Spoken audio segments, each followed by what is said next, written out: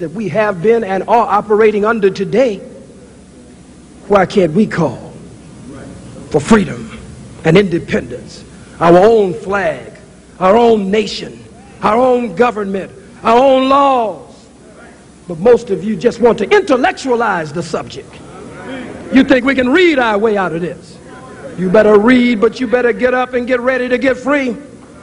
Most of you want to sing, we shall overcome. You better add another stanza, we shall overrun.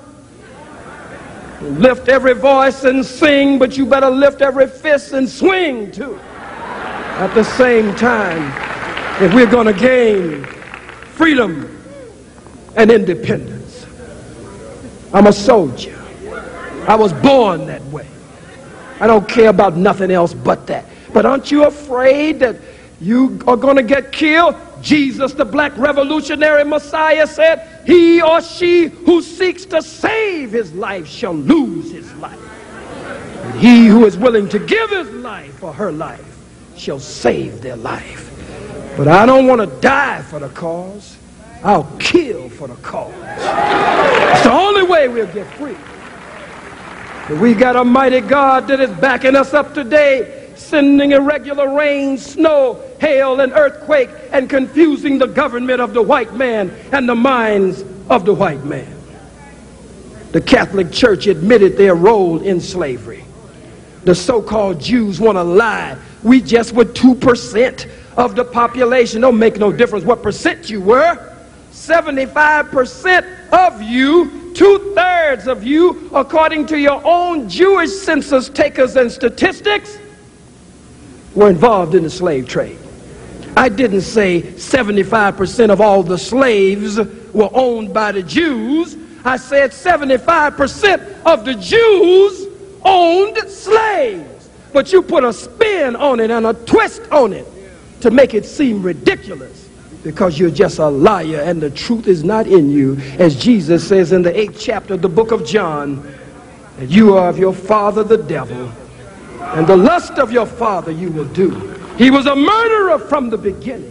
He abode not in the truth, because there's no truth in him. When he speaketh a lie, Jesus said, he's a liar and the father of the lie. And Jesus said that his word had no place in the Jews. Read John starting with the 8th chapter, starting with the 31st verse, down to the 44th verse.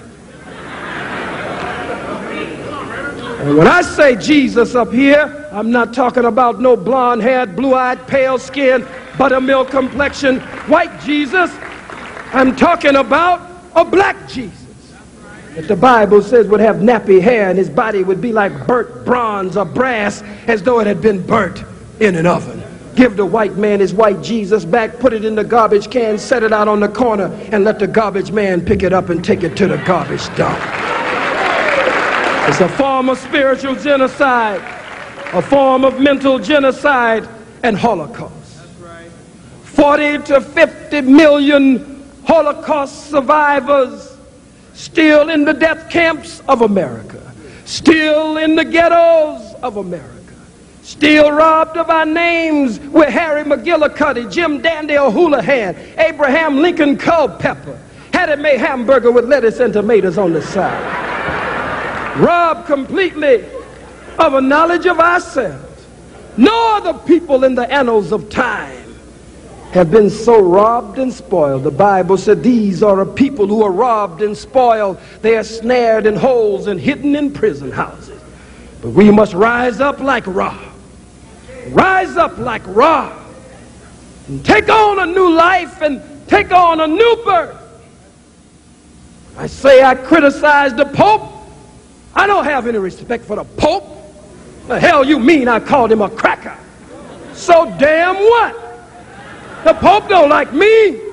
The Pope does not respect my leader and teacher, the Honorable Minister Louis Farrakhan. He has no respect for the most honorable Elijah Muhammad, and he is one of the perpetrators in our genocide and our current condition. You offer an apology? We're sorry. Everybody else gets reparation. Damn Jews get over 70 billion, over 100 billion. But you offer us, I owe you an apology. We are so sorry.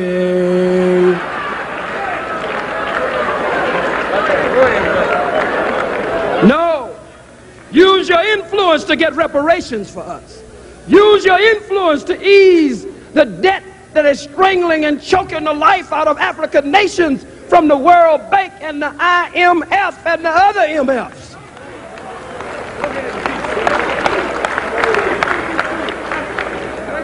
You say, and this is the first time you heard from me on this, and I think you should at a Black Holocaust observance. Well, you called for the death of the men, the women, the children, and the babies. Hell, you had heard that here at Howard University long before King College. Killing our men, our women, our children, and our babies in South Africa. Have killed them over a long period of time. And so I call for my people to stand up and fight back. And you have a problem with that? And because I said that we don't owe the white man nothing in South Africa, we give him 24 hours to get out of town by Sunday. I don't respect the process. I don't respect the elections process. You don't break in my damn house, bum rush my house, black boot stomp my door down, and then one day I gain the power to take my house back, and now we gonna hold a vote. And I'm so silly, you take the west wing of the house, you can take this wing over here, and anytime a dispute comes up here, we will vote on it. One person in this house, one vote. That's a fool. No compromise in South Africa. We don't compromise with the white man in South Africa. You couldn't take America and then turn around and expect the white man to share it with you.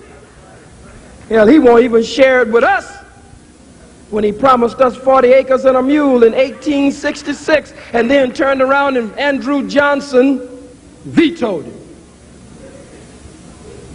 No Jew in here has to live under the yoke of bondage and oppression that we still live under and have lived under for the past 500 years. The first president of these United States, these United Snakes, I didn't call it that. Benjamin Franklin used to write in the newspaper. The flag, one of the early flags was a snake for America. When the Union was split, the snake was split up. And they talked about uniting the Union and putting the snake back together. So, and they said, don't tread on me. That was on your flag, white man. So I call you the United Snakes of America. Because that's exactly what it is. As I near my conclusion here, at the Jewish Holocaust Memorial, they talked about books that were a part of the education system under Hitler, and talked about a little book called The Poison Mushroom. Well, hell, we got a book called Little Black Sambo. You telling me about a damn poison mushroom? Little Black Sambo. Dick and Jane were white. The milkman was white. The mailman was white. Huh? The fireman was white. The policeman was white. Mama was white. Daddy was white. The only one that had any black was Spot, and he was black and white. You got the little poison mushroom, but we got Little Black Sambo and many other books that poison the minds of black people here in the hells of North America. I have a few more points here, and we should be able to close out. We remember Emmett Till. We remember Cheney.